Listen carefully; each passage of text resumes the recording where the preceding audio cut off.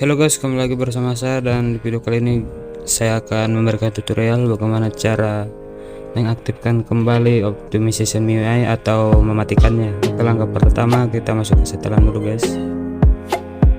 Oke, kita cari tentang telepon, keseluruhan spesifikasi, dan versi MIUI. Oke, di versi MIUI kita 3 kali dan otomatis opsi pengembangnya akan aktif.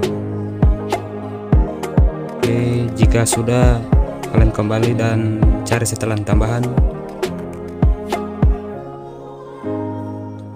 Kita cari opsi pengembang. Salah guys. Kembali. Oke, kita geser ke bawah.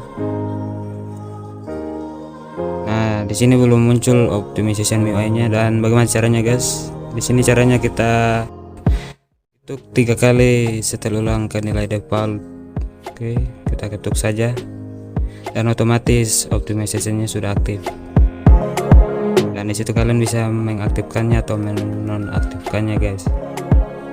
Oke, sekian tutorial dari saya dan terima kasih. Jangan lupa like dan subscribe-nya.